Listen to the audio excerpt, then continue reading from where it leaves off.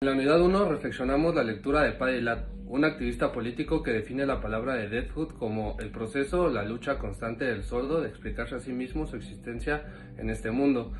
Nos dice que si escribimos la palabra sordo con S mayúscula, nos referimos a la cultura sorda, y si la escribimos con S minúscula, nos referimos a la condición fisiológica. La identidad del sordo, desde la perspectiva sociocultural, de acuerdo con Boris Friedman, nos dice que hay una barrera de comunicación entre el sordo y el oyente, por lo que se necesita valorar la identidad lingüística de la cultura sorda y entender que el sordo no se define por la discapacidad. En la comunidad sorda hay 4 tipos de personas.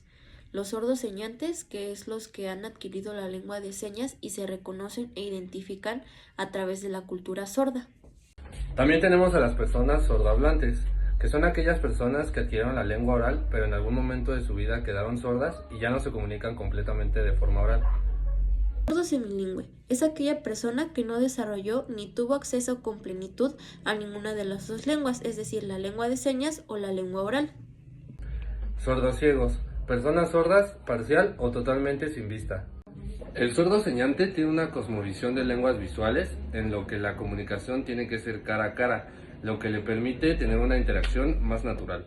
Los sordos viven un proceso en el que se reconocen a ellos mismos y se dan cuenta que son pertenecientes a un grupo de personas que son iguales a ellos, lo que es la comunidad sorda, como la historia de Manuel, que nos habla de una niña sorda que no entendía ni comprendía el mundo que la rodeaba y se sentía externa a ella misma. Pero es hasta que su padre se da cuenta que los sordos tienen su propio medio de comunicación que acerca a su hija a la comunidad sorda, donde ella vive este proceso de reconocer que tiene una identidad y una lengua propia y que va a poder comprender el mundo a través de los ojos y las manos, pues conoce un modelo de vida que es un adulto sordo y entonces se da cuenta que no va a morir de niña y que hay más personas que son igual a ella y que son pertenecientes a una comunidad.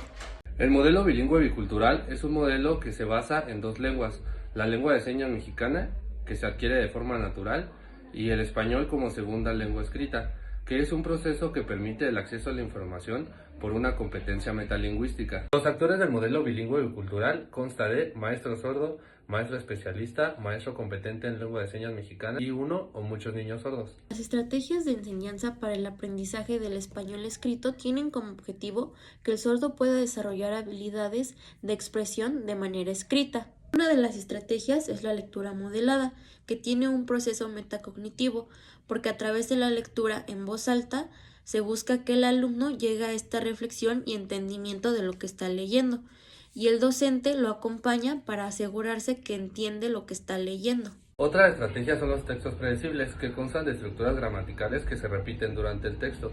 Hace que se entienda por el constante uso del patrón que se realiza.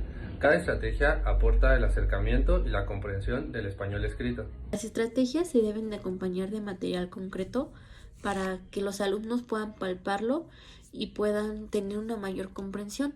Además, tienen que tener referentes visuales porque recordemos que si el sordo lo ve, lo puede comprender y hacer este proceso en el que se realice la desnaturalización de la palabra para que el sordo comprenda desde que se lo muestran hasta que lo puede ver en una representación de una imagen.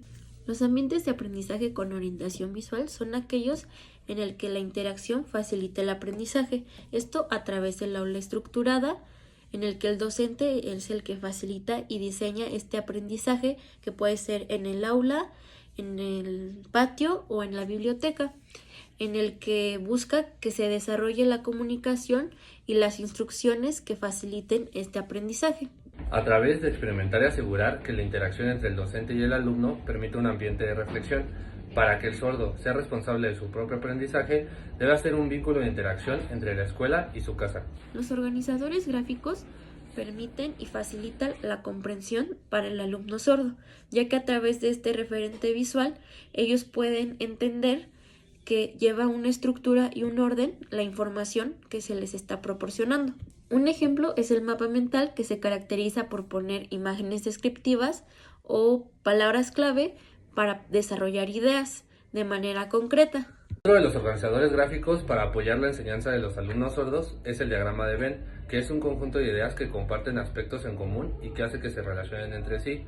Este diagrama se representa principalmente en óvalos o en círculos. También tenemos la línea del tiempo, que es una secuencia que presenta un tema en orden cronológico acompañado de imágenes para su mayor comprensión.